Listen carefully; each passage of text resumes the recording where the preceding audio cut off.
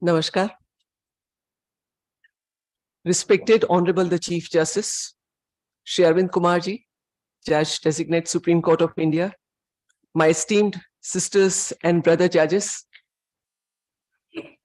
distinguished former judges, Shri Kamalbhai Trivedi, Learned Advocate General, Ms. Manisha Laukumar, Learned Government Pleader, Mr. Mitesh Amin, Learned Public Prosecutor, Mr. Devang Vyas, Learned Additional Solicitor General of India, Learned Central and State Law Officers, Mr. Anirudh Singh Hamir Singh Jala, Chairman Gujarat State Bar Council and members of the State Bar Council, Mr. Prithviraj Singh Jadeja, Mr. Hardik Brahmbhatt, Secretary, other office bearers and members of the Gujarat High Court Advocates Association, distinguished senior advocates, learned registrars, other members of the Registry of the High Court, learned members of the Bar, ladies and gentlemen, and all invited guests. It is indeed a matter of extreme pride and honor to bid farewell to Honorable the Chief Justice, Shri Aravind Kumar ji. At the outset, let me say one thing. If I start narrating all the achievements, maybe I'll consume the entire 1 hour. So therefore, I will need to reduce it. And therefore, this is what is being given is a cryptic version of all the achievements His Lordship has. I would start with Sri Rabindranath Tagore's quote, who said, "I came to your shore as a stranger. I lived as a dweller, and now I shall bid farewell as a friend." We are now bidding a farewell to a friend who had come here as a stranger. His Lordship had done the schooling and college at Bangalore and studied degree at National College and completed law at V.V. Puram Law College, Bangalore. During student days, His Lordship was active as union leader and was Vice President of Bangalore University Student Section Committee. Enrolled in the year 1987 as advocate and was appearing in civil courts, magistrate courts, appellate tribunal for about 3 years. From the year 1990 onwards, shifted the practice to the High Court and started practicing independently. His Lordship had been appointed by Government of India as member of Regional Direct Taxes Advisory Committee in the year 2002, appointed as Additional Central Government Standing Counsel at the High Court of Karnataka in the year 1999, and thereafter, in the year 2005, appointed as Assistant Solicitor General of India, and in that capacity conducted cases covering Constitution of India, Central Excise Act, Customs Act, Criminal Procedure Code, etc., and had also conducted number of election petitions pertaining to assembly and parliamentary constituencies. Had also been practicing on taxation side as Standing Counsel of Income Tax Department, was one of the founder members of Lahari Advocates Forum, an organization which promoted by distinguished senior advocates for promoting legal educations, training the young advocates, conducting workshops on various subjects for the advocates, conducting orientation courses to young advocates seeking appointment as judicial officers, and was also the president of the same. His Lordship was associated with a number of voluntary organizations for doing all the activities which were charitable in nature. His Lordship also was Assistant Solicitor General of India, Standing Counsel of Income Tax Department, Special Public Prosecutor for CBI till elevation as the judge in the year 2009. Was legal advisor to various statutory corporations and the companies, and was the first batch trainee of the mediators and has undergone the training as master trainers. We have been conducting many of the trainings for other lawyers here in the district courts and also in the high courts. The kind of training which is being imparted by His Lordship at the end of it, or maybe in the valedictory session, is worth noting and worth to be believed. So one can also see that the amount of training that has been gone into is still being reflected there.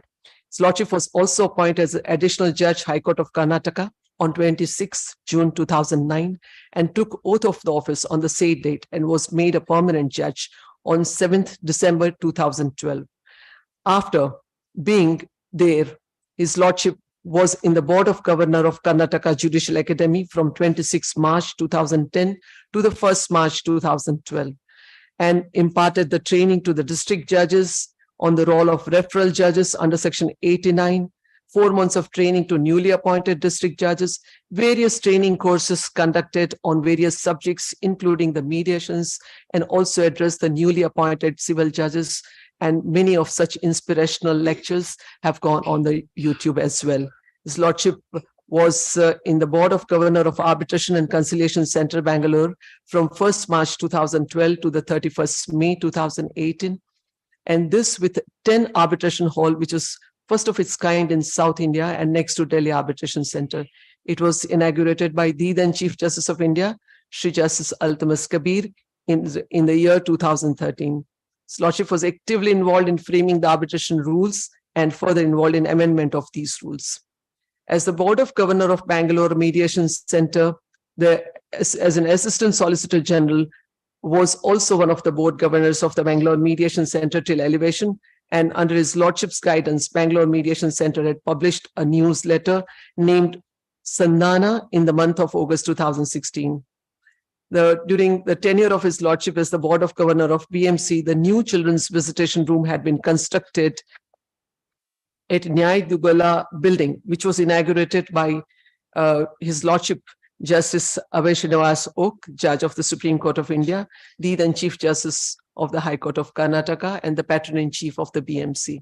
Further, on 6th August 2019, under the guidance of his Lordship and in coordination with MCPC, the Supreme Court of India 40 hours training program also had been conducted for potential trainers. During his Lordship's tenure as Board of Governors, numerous other training programs had been conducted for the mediators. I would also say the services of the psychologist and psychosociologist obtained for consultation and counseling with regard to the matrimonial dispute is something remarkable and distinct.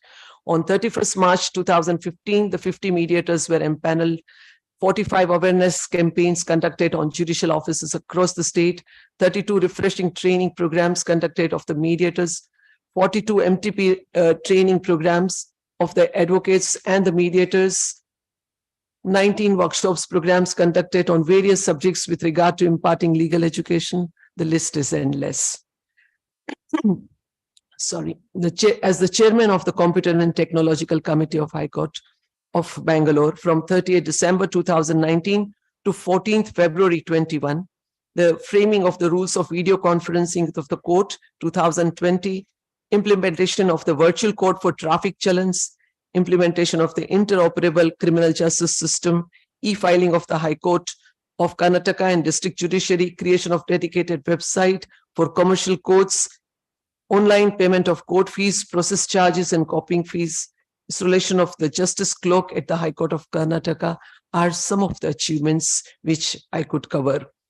As the chairman of the High Court Legal Service Committee, during the tenure of his Lordship as the chairperson of this committee, the legal aid and legal advice had been given to numerous people.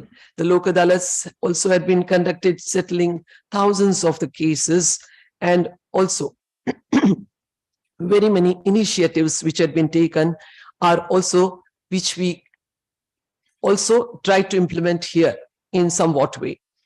His Lordship also was nominated and had a proactive role in transforming the legal service authorities. The Lok Adalat activities, where the Karnataka Legal Service Authority had created Telegram group, wherein all officers of the DLSA and TLCs were added. This Telegram channel for the use of public and more than 3,164 subscribers was already registered.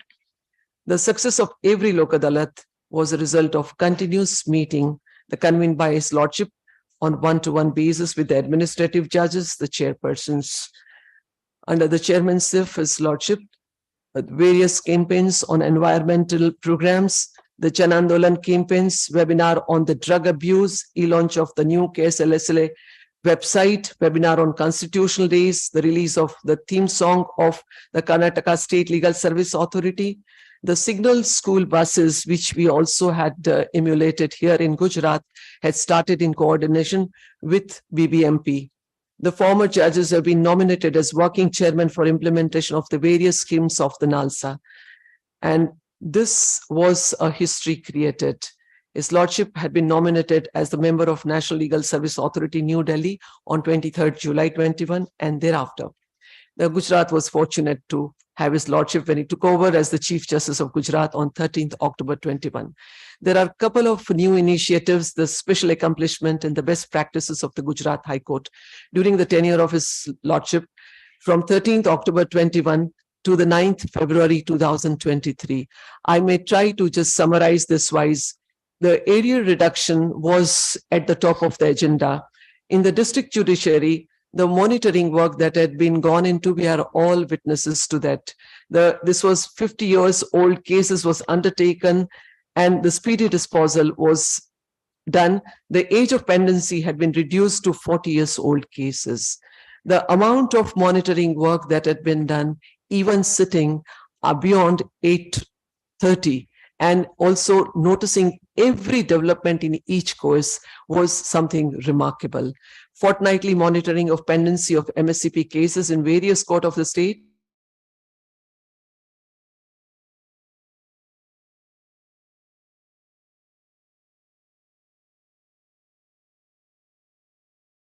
A sharp decrease of 20 years, 30 years, and 40 years of old cases. Then SEMS War Room, which we have in High Court for report generation and analysis of pendency, arrears, and disposal of cases of the district judiciary was best utilized. A video of the visit of His Lordship, along with the details of functionality, has been prepared and also will be circulated soon to everybody. In the High Court, there had been an attempt for reduction and minimizing the pendency of the cases as per the order, and also ordinary pending matters registered up to 2005, including connected matter. They've been notified before the Honorable Court as per the roster, and on being listed such matters up to year 2005 before the various courts, 295 matters have been disposed of during the period from 1st August 22 to 9th February. The pending matter up to year 2001 pertaining to learned single judge division benches have been specially assigned to 4 courts. The special drive also had been initiated when the decision was taken in the chamber that approximately 775 single judge first appeals relating to MSCP cases have been assigned to 16 honorable judges. Furthermore, as per the direction of His Lordship, 87 first appeals filed under Motor Vehicle Act pertaining to single judge, the claim having limited value up to 1 lakh were listed on 13 January 23, and all 87 first appeals have been disposed of. This listing of cases which are more than 5 years old also had been directed. Auto listing of fresh matters also is something as per the direction of His Lordship had been done. Within 2 to 3 days of the filing, the following categories of fresh matters had been implemented from 7 July, where regular bail filed under the Scheduled Caste and Scheduled Tribes Act, anticipatory bail filed under the Scheduled Caste and Scheduled Tribes Act, quashing petitions filed under 482 and under Article 226 and 227. Then the information and communication technology achievements, which are enormous. I would merely label and title it as complete, accurate, regular and efficient, which is called as CARE, data updation guidelines for the case information system, infrastructure and resource information system, IRIS platform for convenient collection of information from all courts establishment of the state, expansion of the email my case status service to the police, jail, DLSAs, and the government departments. This is one very useful attempt that had been made under the able leadership of His Lordship. The concerned police station, this was based on the entry of FIR details for the cases of the High Court as well as the district and taluka courts. The automatic email transmission as part of the email my case status service has been implemented, which is of immense use and profit to the concerned police stations. For government department also, this service has been extended for legal aid cases. This email my case status service has been extended automatically for cases wherein legal aid has been given. There has been an implementation of online e-court fees platform for High Courts of Gujarat and District Judiciary. Then Justice Clock for the High Court, we are all witnessing it every day. And this is a virtual Justice Clock which has been implemented. Then 39 high-speed scanners procured, video conferencing on a routine basis, pilot implementation of the live streaming, which is again a remarkable initiative of the Gujarat High Court under the leadership and the guidance of His Lordship, which had been initiated, where the Gujarat has become the first High Court and the first state in the country to have implemented the live streaming of the district court. And this is something which no other state has done. The launch of Judicial Officers Portal, which is a pilot implementation of the Judicial Officers Portal with e-leave, e-SCR, property e-return, has been also inaugurated by His Lordship Justice J.B. Pardiwala, and this pilot implementation of live streaming was at the worthy hands of His Lordship Justice M.R. Shah. And this is something which surely is going to bring a lot of succor to many. The 2 days of National Judicial Conference on Mediation and Information Technology was also done on the 9th and the 10th April 2022. This beginning of also for the judicial members and the district judiciary, this also was something which was a novel initiative. The Human Resources Efficiency and Empowerment had been done of the Judicial Association, Judicial Officers Directory, departmental proceedings against the judicial officers and staff members, the number of them which had been disposed of, the recruitment and promotion of judicial officers and the staff, and various other such initiatives which had happened during this time. Now, I would say about some of the initiatives, which is the signal school bus, which had been flagged off. And I'm sure that each one of you will be very happy to know that even after having initiated the signal school on the 6th March 2022, when today also if anybody just goes incognito and find out as to how best those children are being imparted the education, you would be extremely happy to note that they are being done, and this is something which is going to be taken forward further. The enrollment of the new students, the special Lok Adalats for addressing the issue of the pensioners is something which will be always remembered in the history of this court.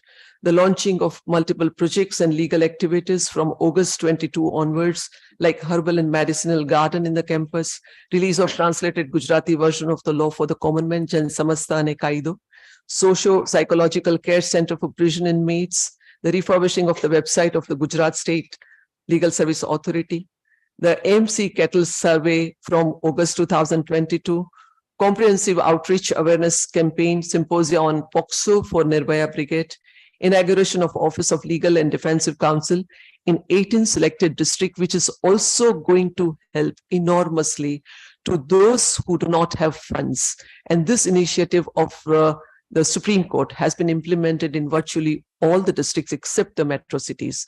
The music therapy cum vocational guidance training held for the children who need care and protection as under the guidance of Patron in Chief. The music therapy and cum vocational guidance for the jail inmates in particular. The training and building capacity of the GSJ, various welfare activities. Again, as I said, it is endless. At the end, I would say this, would end say, Bhaskarasya yatha tejo makarasthasya vardate tathe bhavatam tejo vardata miti kamaye. Just as the glory of the sun god increases day by day after entering Makar Rashi, in the same way, may the Lordship's glory and fame increase day by day. May the sun of Uttarayan give new warmth to your Lordship's dream. May the fame and fortune increase progressively. May you, along with your family members, be healthy, live a long life, and serve this nation to its health. Thank you very much.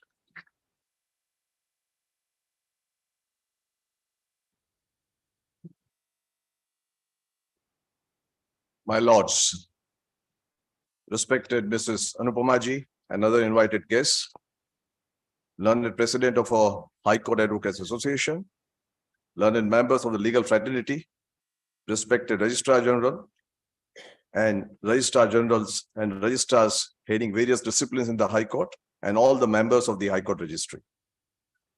We have assembled here today to bid farewell to Honorable Mr. Chief Justice Aravind Kumar at the time of his Lordship's well-deserved elevation as a judge of the Supreme Court of India.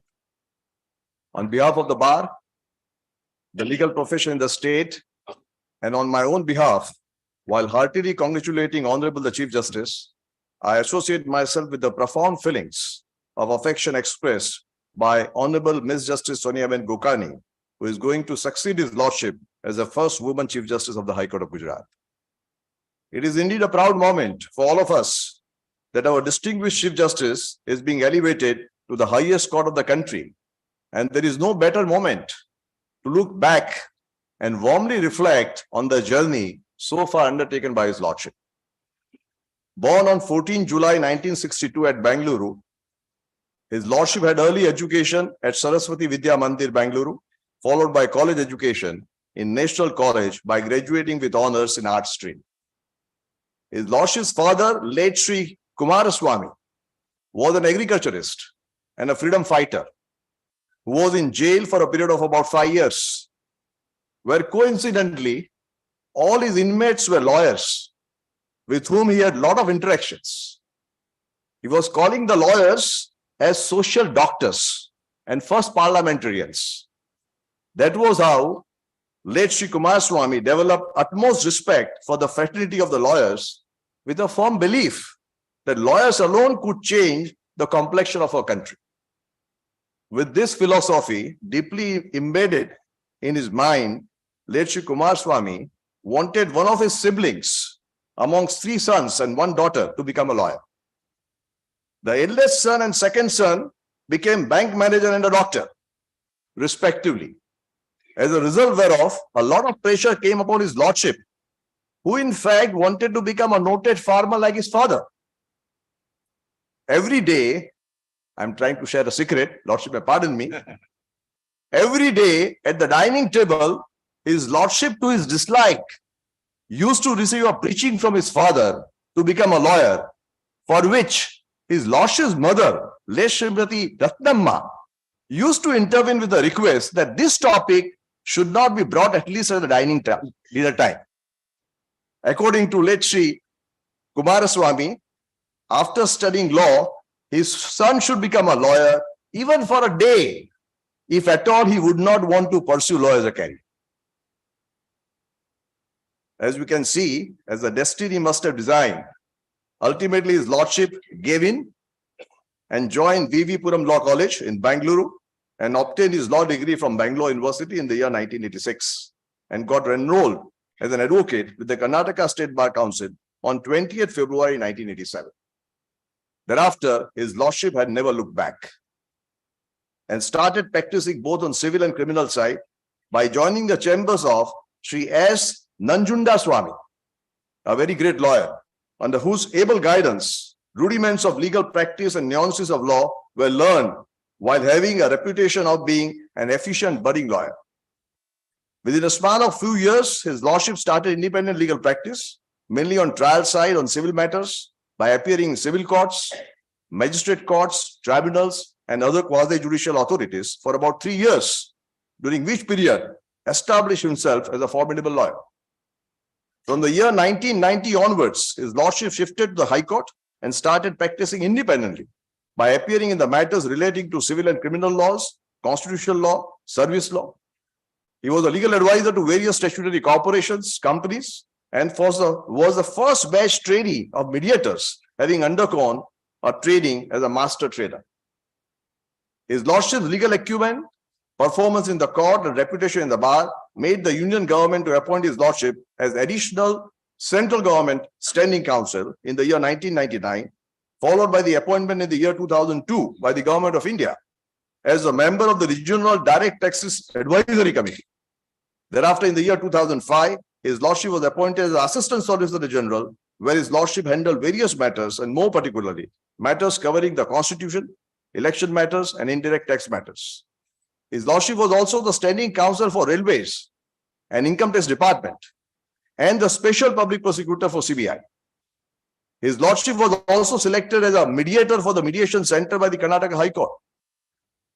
As was referred to, His Lordship was one of the founder members of Lahari Advocates Forum, an organization promoted by the distinguished senior advocates for promoting legal education, training young advocates by conducting workshops on various subjects, conducting orientation courses for young advocates seeking appointment as judicial officers, and was also his vice president. His Lordship was appointed as additional judge, High Court of Karnataka on 26 June 2009 and was made a permanent judge with effect from 7 December 2012. Even after elevation as a judge of Karnataka High Court and during the course of the state judicial journey, His Lordship had too many irons in fire, wherein His Lordship was a member of the Board of Governors of Karnataka Judicial Academy, a member of the Board of Governors of Arbitration and Conciliation Center, a member of the Board of Governors of Bangalore Mediation Center, member of the National Legal Services Authority. Perhaps it was a record at that time. No sitting High Court judge has become the member of the National Legal Services Authority at that time. Executive Chairman of Karnataka State Legal Services Authority, wherein E-Lok Adalat was successfully conducted even during pandemic, and legal services activities in the state of Karnataka came to be completely transformed. As a practicing advocate and a law officer, I am really inspired by one of His Lordship's utterances made in the farewell speech given on 10th October 2021 at Karnataka High Court, where His Lordship says something like this. I may be pardoned if I may not say exactly what my Lord said. I quote, "The work of an advocate is more onerous than of a judge. An advocate will have to cross many hurdles to put forth his case and build his case stage by stage and step by creative thinking, research, and to cross the hurdles that would come in the way from the opposite side. Whereas a judge would be required to decide the case by choosing a better version of the two placed before him." I unquote. On 13th October 2021, His Lordship came to be elevated to the Chief Justice of our High Court.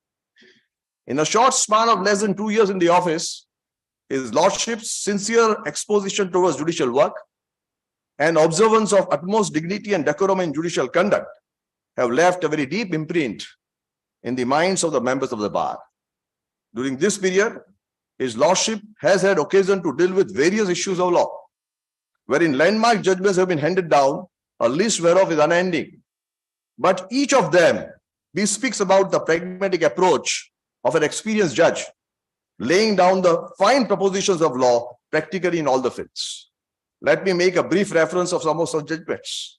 In case of New India Assurance Company Limited versus Aravind Kumar, Om Prakash Sultania, reported in 2021 lawsuit Gujarat 5066, while dealing with the judgment and award of the Motor Accident Claims Tribunal, His Lordship, while sitting in a division bench, expounded two important principles. Namely, one, since the deceased was married and claimant was his daughter, the deduction towards personal living expenses of the deceased should be construed as two, and accordingly 1/3 had to be deducted. And two, there is nothing in law providing that wherever interest is awarded, its rate should not be more than the rate of interest prevalent on the fixed deposit, being 4.5% the material time, and that the grant of interest of 9% by tribunal, in the absence of any positive material otherwise being available, cannot be interfered with, inasmuch as both the award and the rate of interest are in the discretion of the tribunal to be exercised judicially and judiciously in accordance with the sound principles. In case of Bhagwati Construction versus Western Railway, reported in 2022, 1 GLR 773, His Lordship set aside the appointment of a former employee of railways as an arbitrator on the ground that impartiality of arbitrator is a hallmark of arbitration proceedings, and adjudication of disputes should be such that neither of the parties would get even an iota of doubt with regard to the impartiality of an arbitrator.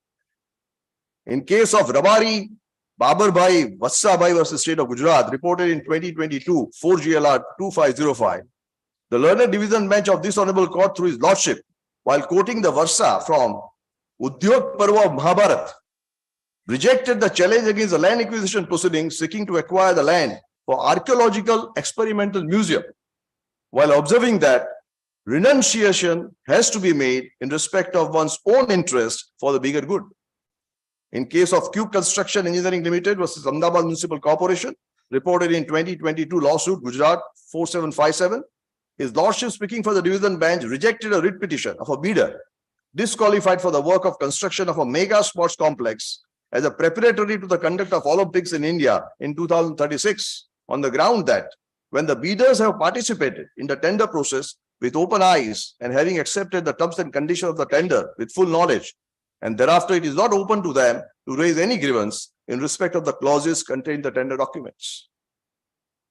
Pertinently, one of the oldest first appeals, number 3517 of 2000, since many of my learned friends had an occasion to appear in that, I think it was dug out by His Lordship in case of Hon'Ble Road Cooperative Housing Society Limited versus Vittal Mandir Trust, was taken up and given a quietus by a judgment dated 12 January 2023 by His Lordship sitting in a division bench. As a result, an application filed under Order 41 Rule 27 of CPC for producing additional documentary evidence came to be rejected on the ground that the originals of the said documents were not produced, but merely the photocopies thereof were produced, followed by an order declining the grant of discretionary relief of specific performance on the ground that the stand of the party of its readiness and willingness is not conclusive when its balance sheet does not reflect any funds to comply with the part of its promise. In the matter of latest patent appeal number 1075 of 2022, filed by Sarojben Kiritbhai Shah against Ahmedabad Municipal Corporation, His Lordship, while confirming the judgment of the learned single judge, paved way for redevelopment of a housing society where 93% of the occupants consented to redevelopment of dilapidated building by inter alia confirming the issuance of a mandamus to the non-consenting members to quit and hand over the vacant position and their flats. And lastly, in case of National Dairy Development Board versus Additional Commissioner of Income Tax, reported in 2023-290, Taxman 181 Gujarat, this Honorable Court, after discussing the law regarding interpretation of a taxing statute, has held that expenditure relatable to agricultural development under Section 3617 of the Income Tax Act 1961 would not include dairy and animal husbandry activities, and thus SSE Corporate providing long-term finance to various dairy cooperatives engaged in producing milk would not be eligible to claim deduction under the provisions of the Income Tax Act.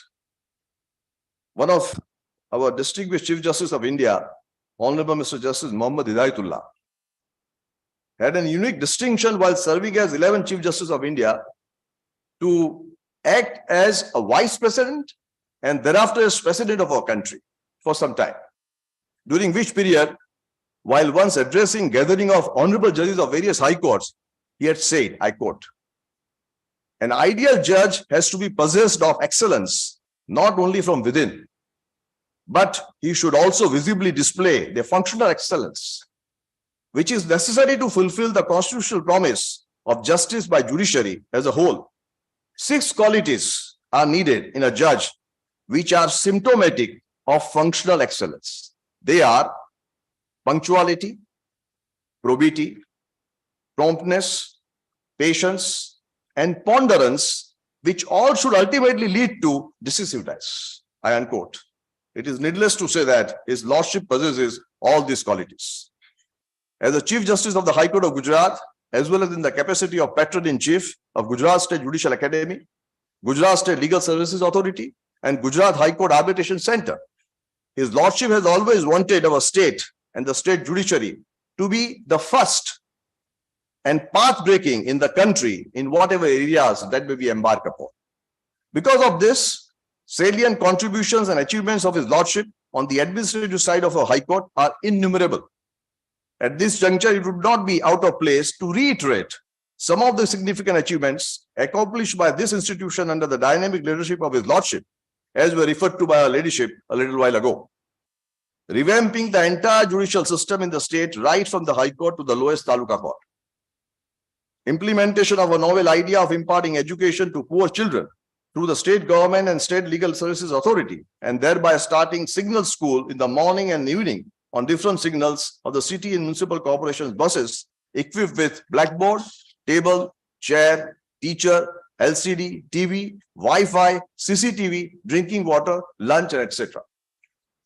Installation of physical justice clock in the campus of the High Court set up at a conspicuous place near a Kargil petrol pump, where optimum viewability is expected, providing 24/7 access in terms of various case information in the matter of disposal, pendency, with age-wise breakup and case clearance rate of current rate, last date, last week, last month, and the present as well as the last year.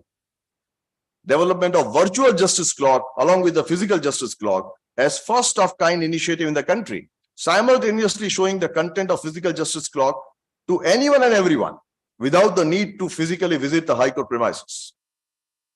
Launching of district-wise web pages for virtual justice clock of all the judicial establishments of the district judiciary for the entire district judiciary of the state, covering all 386 judicial establishments in more than 1100 courts. Installation of online e-court fee platform to enable the learned advocates and litigants of all the courts across the state to procure court fee through online payment using any of the e-payment modes like net banking, debit cards, credit cards. Thus, our High Court is a pioneer of installation of this e-version court fee platform by providing 24/7 litigant-friendly e-service to the learned advocates and litigants, saving them from investing the energy and time and incurring any transportation cost or other hardship involved in physical purchase of judicial stamps.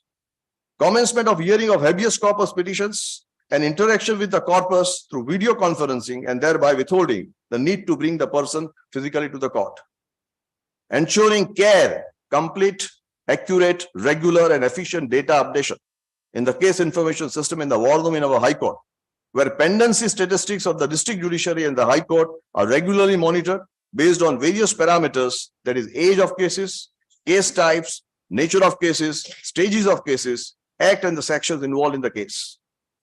Development and implementation of time slot booking module for case filing for convenience of the learned advocates and their clerks and the parties in person by way of online module for time slot booking for filing cases at gate number 5 of the High Court in case status website of the High Court of Gujarat, and expansion of email my case study service to police, jails and government departments. Inauguration as well as foundation stone laying ceremony of several new district, family and taluka courts buildings and residential quarters for the judicial officers and staff members. Inauguration of Office of the Legal Aid Defense Council in 18 districts of the state. Establishment of herbal and medicinal garden in our court premises. Conduct of various meaningful programs like Mega Legal Service Camp at Bhuj, Kutch, a 2-day National Judicial Conference at Kevadia, special drives for disposal of old cases at all the levels of administration of justice in the state, 40 hours mediation training program, symposia on POSCO Act for Nirbhaya Brigade, music therapy cum vocational guidance for the jail inmates, various legal awareness programs, International Yoga Day, several webinars on various important subjects with the help of experts in different fields, release of translated Gujarati version of law for common man, and survey of roads and footpaths condition in the city of Hon'Ble. During the tenure of his lordship as the Chief Justice of the High Court of Gujarat, holding of 5 national local LRLs, wherein total 9,57,187 pending cases came to be disposed of, whereas 4,61,526 pre-litigation cases came to be disposed of. This apart, in a group of about 330 pension cases, his lordship directed the same to be fixed and heard on a particular day in a special pension lok adalat, which was ultimately held on 18 June 2022 before a specially constituted bench headed by Honorable the Chief Justice and learned senior advocate and former Advocate General Shri Prakash Bhai Jani. Pertinently, all the 330 cases came to be settled on one single day, wherein the state government agreed to make the payment of a whopping sum of more than ₹300 crores. Launching of Judicial Officers Portal with e-leave, ESCR, property returns, enabling them to file the same online. It was for the first time in the history of the state of Gujarat that his lordship administered oath to 50 newly recruited civil judges, as well as a newly appointed judicial officer in the cadre of district judge, while motivating them by distribution of laptops and books. It is also for the first time in the country that the state has been pioneer in the matter of live streaming and recording of court proceedings of courts of all the principal district judges in all the districts of the state, effective from this month of February 2023. This list of unique, remarkable, and path-breaking country-first initiatives are exceptional achievements of our High Court under the enlightened guidance of the Honorable the Chief Justice, which will be remembered for all times to come in the history of the High Court of Gujarat, and which have brought about a paradigm shift in the justice delivery system in the state of Gujarat, making it easier, affordable, and more accessible. Indeed, His Lordship has been a great inspirer and motivator and works along with the fraternity members while possessing all the qualities of a great leader. At this juncture, on behalf of the bar, legal profession in the state, and on my own behalf, I also take this opportunity to heartily congratulate Honorable Ms. Justice Sonia Ben Gukani on being elevated as the first woman Chief Justice of the High Court of Gujarat. Indeed, it is going to be a historic moment. From now onwards, His Lordship will not be sitting in this courtroom of our High Court. But I may assure that people of the state of Gujarat will never forget your Lordship. This reminds me of a very apt couplet of Shri Guljar Sahab, wherein he has said, I quote, "Waqt ki ho dhoop ya tej ho aandhiya, waqt ki ho dhoop या तेज हो आंधिया, कुछ कदमों के निशा कभी नहीं खोते, जिन्हें याद करके मुस्कुरा दे ये आंखें, वो लोग दूर होकर भी दूर नहीं होते." I unquote.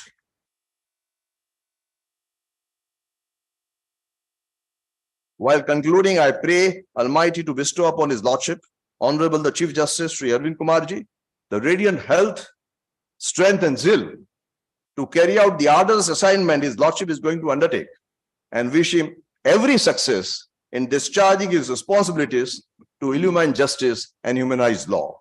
Shriman, Oleya Dagali, Mattu, Tumba Dhanyavad Garu. Sir, all the best and thank you very much.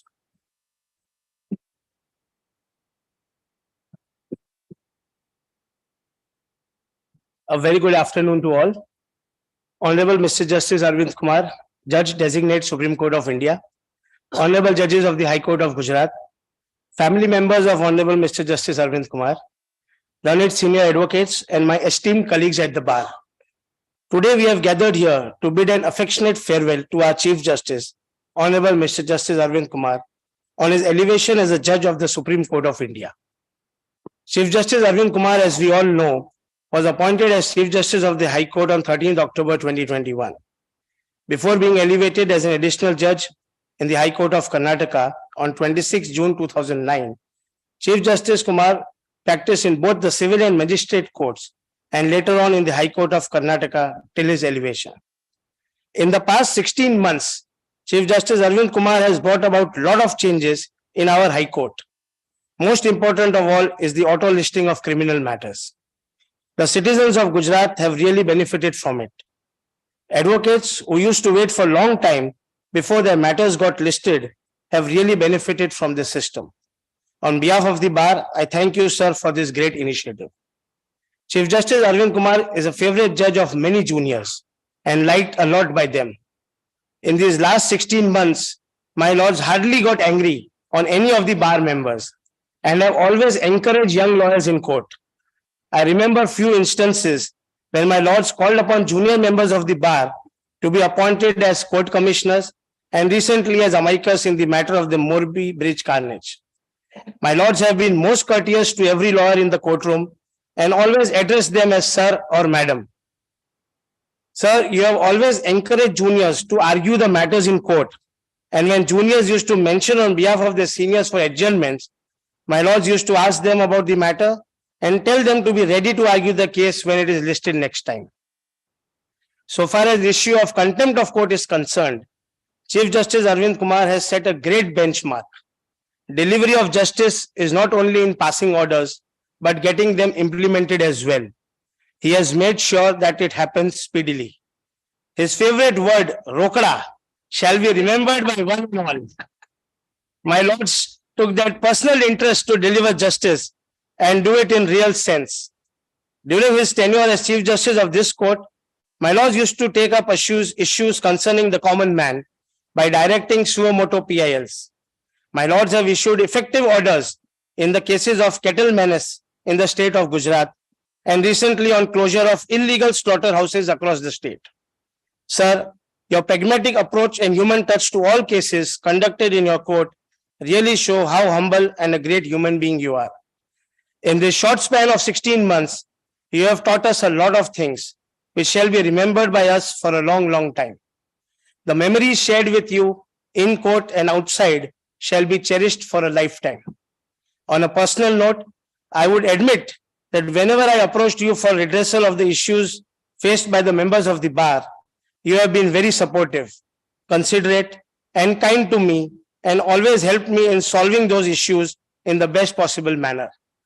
Although at times it was a bit difficult to convince you on certain issues, but at the end, you would guide me and give the best possible option in the larger interest of the bar and its members. Sir, your parting gift in the form of access to parking space below the auditorium building shall be remembered by all of us for a very, very long time. As Gujaratis, it is a matter of great pride for all of us that now with the elevation of Chief Justice Aravind Kumar, we will have 5 honorable judges who have been part of the Gujarat High Court and are now adorning the bench of the Honorable Supreme Court of India. At this point, I would also wish to congratulate the family members of Chief Justice Aravind Kumar, namely his wife, Mrs. Anupama, and his 2 daughters, Srimati Apurva and Srimati Anaga, who have been a constant source of strength and support to him in his journey of life. Sir, I would humbly submit that the blessings showered upon you from heaven by your parents have made you achieve this great height in life. Sir, at the end, I only say that the loss of Gujarat is going to be a huge gain for the country. On behalf of Gujarat High Court Advocate Association, and so also on my behalf, I wish you happiness, good health, and all the very best in your new assignment, and pray to the Almighty God to give you strength and wisdom to perform your duties to the best of your ability. Thank you very much, sir.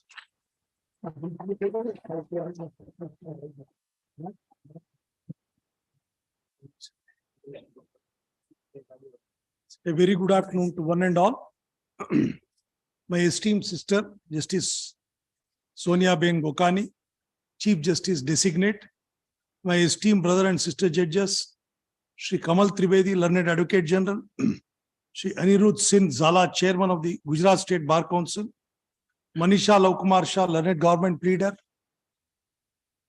Mr. Mitesh Amin, Learned Public Prosecutor, Mr. Devang Vyas, Learned Additional Solicitor General of India, Mr. Prithviraj Jadeja, Hardik Brahmabhat, President and Secretary, office bearers and other members of the Committee of Gujarat High Court Advocates Association, distinguished senior advocates, learned young members of the bar, learned law officers of State and Union of India, Registrar General and Registrars of High Court of Gujarat, members of District Judiciary, members of the High Court staff, members of legal fraternity, gracious ladies and babis, my beloved wife, Anupama, ladies and gentlemen.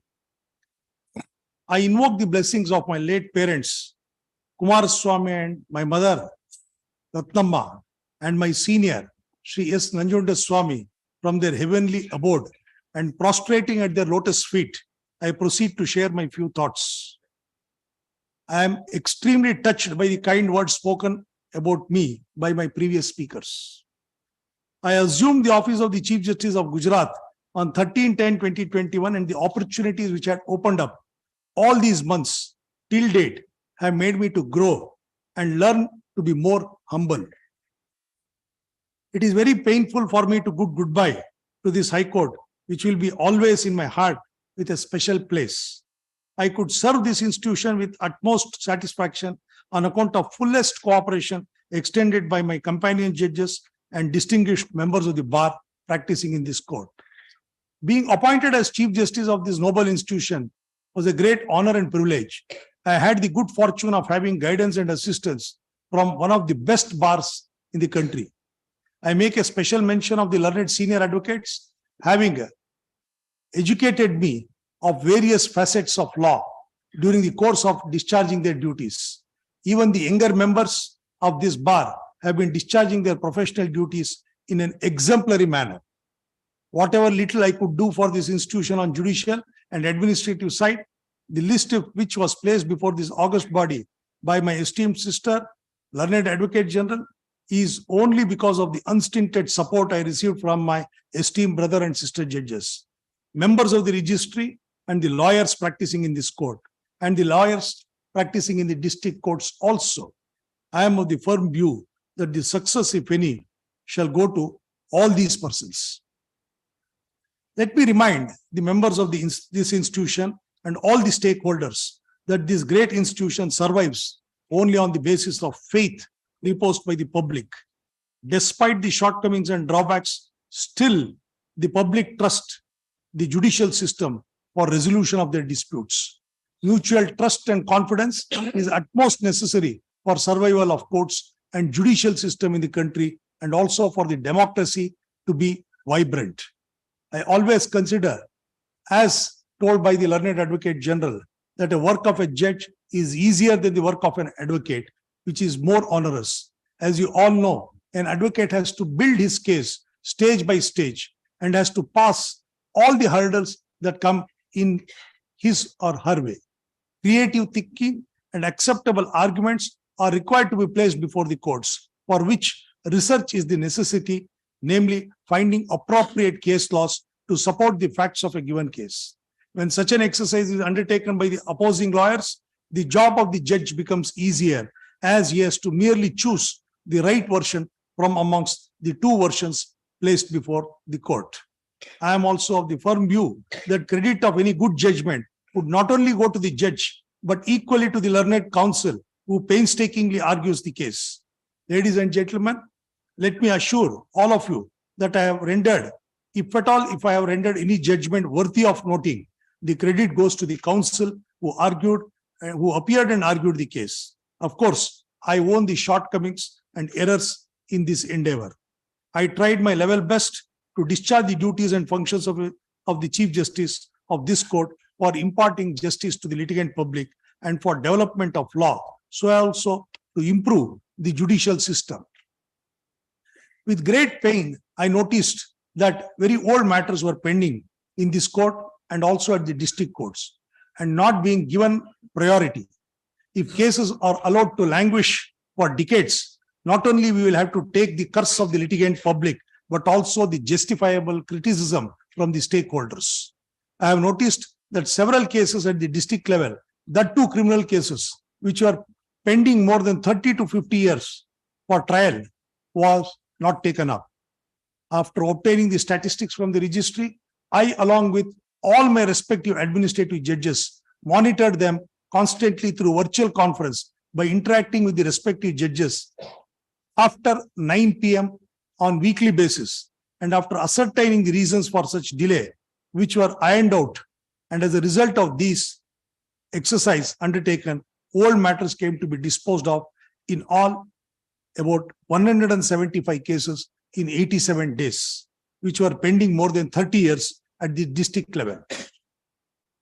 Horizons of dispute resolution are fast changing, and it would be the bounden duty of all stakeholders, and especially the judges and the lawyers, to keep in tune with the changing concepts of dispute resolution by keeping pace with the globalization and developments in the field, like information and technology.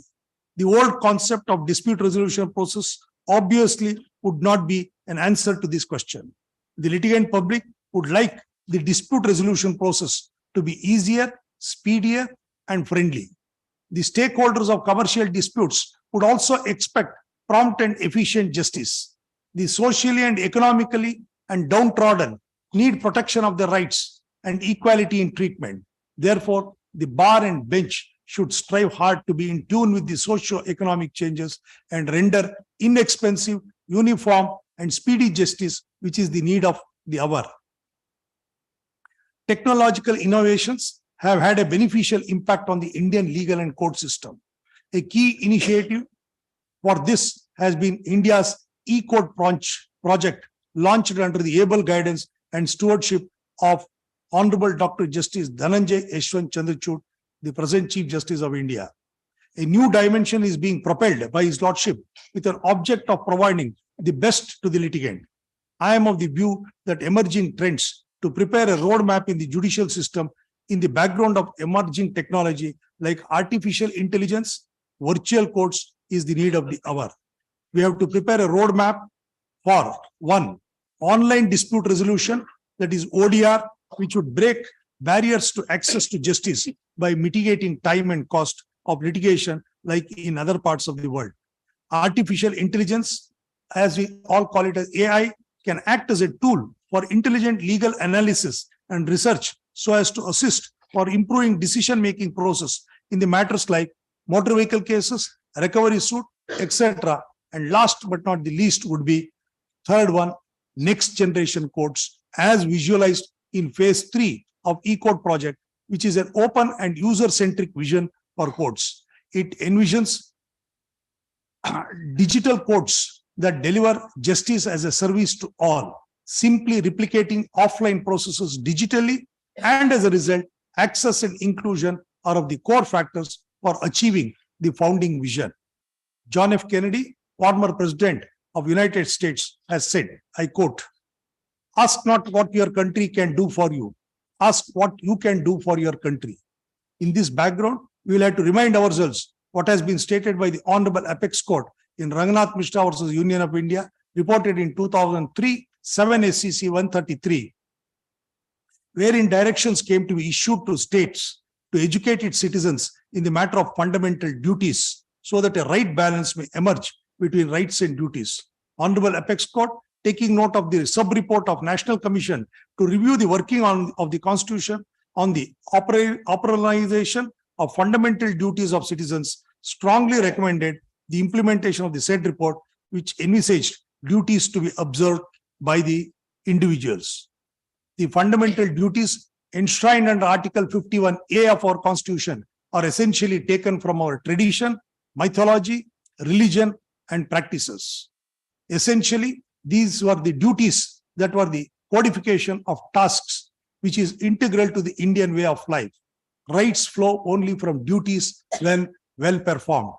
John D. Rockefeller, an American business magnate and a great philanthropist, said, I quote, "Every right implies responsibility, every opportunity an obligation, every possession a duty. Just we have rights, we have also certain responsibilities to be discharged. Let us all take a pledge to perform our duties in honest and sincere way and strive hard to take our nation to greater heights and strengthen the hands of those visionaries who think on these lines." It is said in Subhashita, "Aprapyam namanehasti dhirasya vyavasayinaha." There is nothing unattainable to the one who has courage and who works hard. I deem it my duty to mention that if at all, if I have achieved anything, it is because of the fullest support and cooperation extended by my esteemed brother and sister judges, and I acknowledge the able assistance extended by them on the bench also. I am also happy to state that I had the fullest cooperation from all the members of the bar in carrying out my judicial responsibility, which otherwise would not have been possible to deal with and decide large number of cases during my tenure as Chief Justice. I would like to place on record that Gujarat High Court Advocates Association is one of the best bar association who invariably help the courts in deciding the matters quickly. The lawyers, being the permanent fixtures, have an onerous duty and responsibility to preserve reputation of this great nation, of this great institution. The day has come for giving your judgment, since I sincerely believe lawyers are the best judges of the judges. I accept the verdict rendered by the lawyers, irrespective of the outcome or the result. I acknowledge the fullest support received from the registrars of this court, members of the High Court Registry, members of the Gujarat State Judicial Academy, members of the Arbitration Center, High Court Legal Service Committee, and every other stakeholder. But for their cooperation and assistance, it would not have been possible for me to speed up the administration. Though I am accused of working very late, I had made it clear from day one that only skeletal staff should be available after working hours, and I have made my best efforts in this regard to sustain it. Let me place on record my deep appreciation and acknowledge the services rendered by my secretariat, led by Mr. A. Ravindran and assisted by all other secretaries attached with my secretariat. Since the list is quite long, I would not name every one of them, as my speech is already lengthy and I would not like to make it more lengthy, and as such, I thank every official of my secretariat from the bottom of my heart. My special thanks goes to my private secretaries who had helped me in discharging my judicial work. They were prompt, committed, and dedicated, and would always respond to my calls, even at odd hours. A special mention request to be made to the court masters who have served in my court, and but for their court management, I would not have been able to dispose of more cases. Let me place on record my deep appreciation for the services rendered by my security personnel, members of the protocol branch, my drivers, chowkidars, staff, attendants, peons, both at High Court, Home Office, and at my home, who have all served me with utmost dedication. I'll be failing in my duty if I do not mention the support I received from my family. My beloved wife, Anupama, who is present here, has borne the brunt of my late coming, working late hours, not taking holidays, and has been always supportive in all my endeavors. But for her, I would not have been able to achieve and reach the place where I have reached today.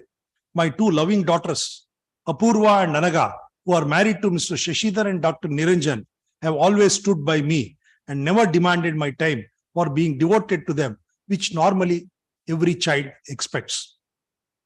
My granddaughter Adrija, who is a bundle of joy, has been my source of energy from past 1.5 years. The guidance and blessings showered upon me by Honorable Justice M.R. Shah and Honorable Justice Bela Ben Trivedi has been in abundance, and I may state that they have been my source of strength and have always guided me at all times for betterment of the institution. Honorable Justice Pardiwala, now Judge Supreme Court of India, was judge of this court when I took over as the Chief Justice, and I had the benefit of his Lordship's guidance at every stage. On his Lordship being elevated to Supreme Court, he has continued to shower his best wishes and has been guiding me at all times, and I acknowledge the guidance I have received from their Lordships. I thank the Honorable Chief Justice of India, Dr. Justice Dhananjay Yashwant Chandrachud, and all the collegium members for reposing confidence in me, for recommending my name as a Judge of Supreme Court of India. I assure every one of you that I try my level best to keep up to the expectations. Ladies and gentlemen, let me once again thank you and the members of the bar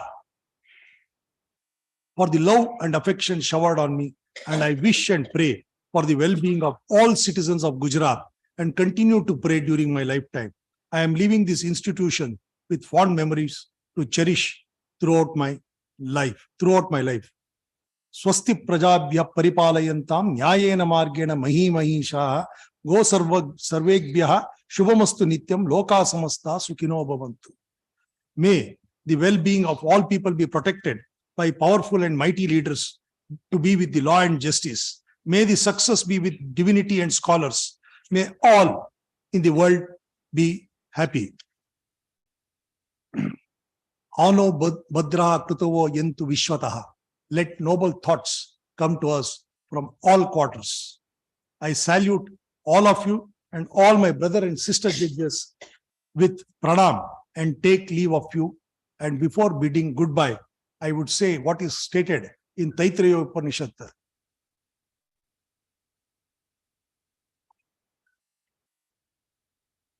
Sarvebhyo janebhyo samasta sukhino bhavantu.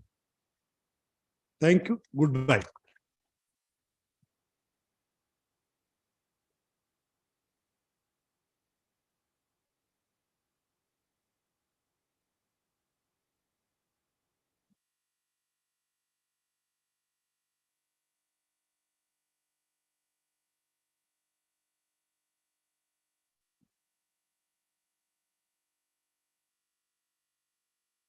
The remaining work for the day stands suspended. Most crucial and all the best. Yes.